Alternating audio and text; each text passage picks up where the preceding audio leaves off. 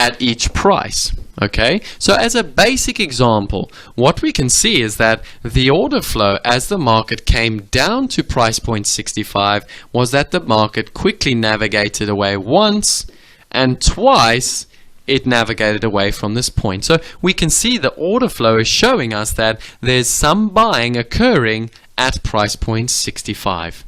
Now again, order flow we will spend a lot of time talking about as we begin to develop strategies in units 6 to 15.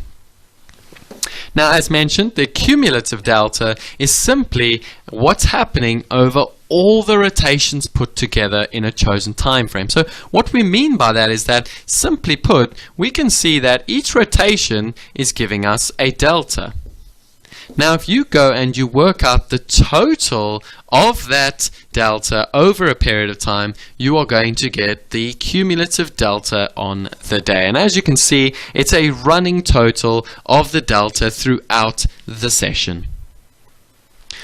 You can then also see the total volume throughout the session, as mentioned earlier. Again, we can see the total volume within each rotation.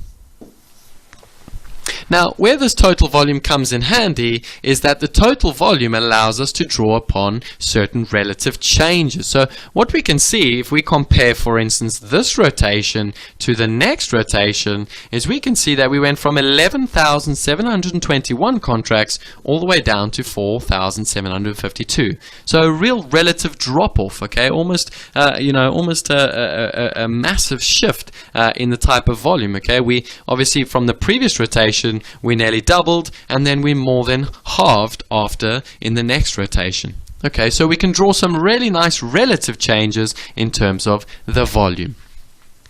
Now, in terms of talking about color shading, this is the real sort of crux. This is the real sort of amazing, incredible part about the footprint tool. Okay, the reason being is that what the footprint tool does is it shows us the relative change in interaction through color.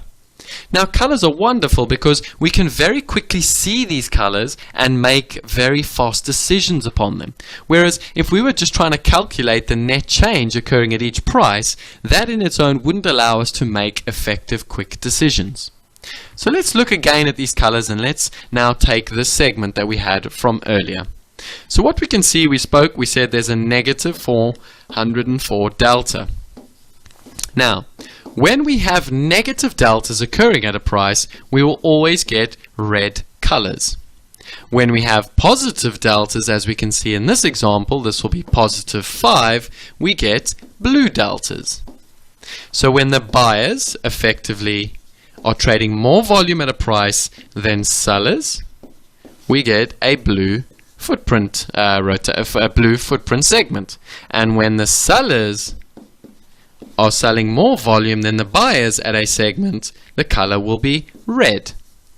Now what you can see is very quickly is you can straight away see that the sellers were more, the sellers were more, the sellers were more, buyers more, buyers more, sellers more, sellers more, sellers more, sellers more. So we can very quickly see who's winning the net interaction over a number of prices. Now let's take it a step further, and this is again also where the footprint is very, very unique. We then have a number of shades.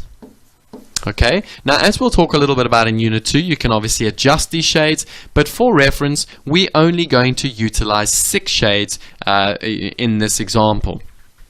So of those shades, you get three shades of blue and 3 shades of red. We're going to call those light shade, medium shade, and dark shade. Okay, now all the shade is telling us, it's showing us where the delta is higher or lower relative to within the rotation. So what we mean by that is, if in this example there's a very high negative delta, as we said, of minus 404. Now if we compare that to the lowest one, there's only minus 6. So the more negative the delta is, the darker the shade of red, and the lower the delta is, the lighter the shade of red.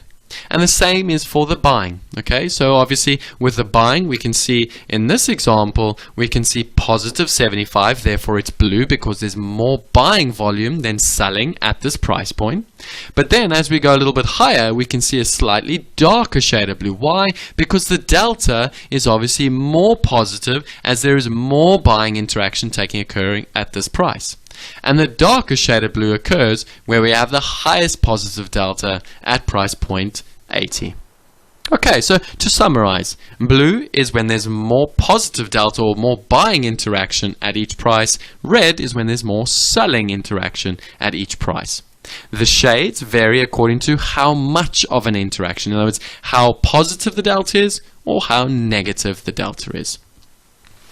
Now, in terms of the next aspect, what we can add on to this chart is we can obviously add traditional technical tools. So we could very easily add a market profile onto the right side. We could have the volume weighted average price. We could have the Bollinger Bands. Okay, we could have all sorts of trading tools onto this footprint tool. However, and this brings me to the next point, be very, very careful in trying to add traditional trading tools to the footprint. And I'll tell you why.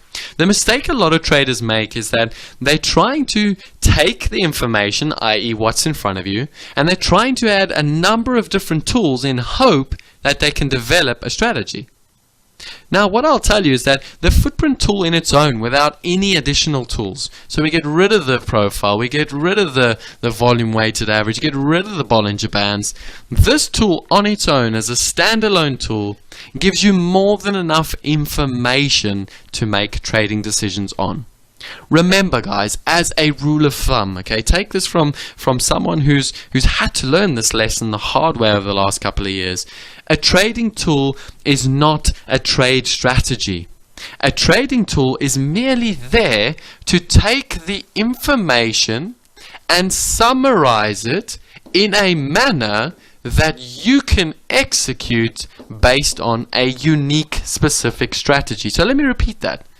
We're simply taking this information and we're putting it into a condensed summary so that we can make a decision. We're not using the tool to make a decision. We're utilizing the summary to make our strategy-based decision. Okay, so don't fall trap to informational overload. And remember, guys, like I've said to you, and throughout this course, I'm going to keep the settings very, very standard, very specific. I'm not going to alter the tool very often and very much. Why? Because I want to keep this simple so that you can develop a very consistent approach to utilizing the trading tool. Good luck, and I'll see you throughout the rest of Unit 1.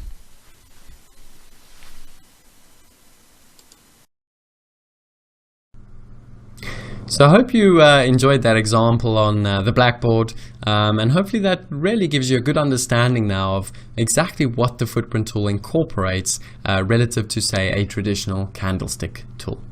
Now, on the next slide, we're going to talk about some of the key principles of a trading tool and what you should be utilizing a trading tool for.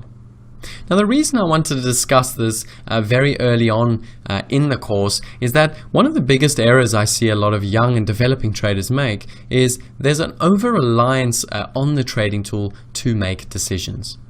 Now, one of the key principles of a trading tool is that the tool is there to extract information in a meaningful way. So, like I showed you in the example on the blackboard, the footprint is merely taking all the information available and it's putting it into a summarized version so that I as a trader can make effective decisions.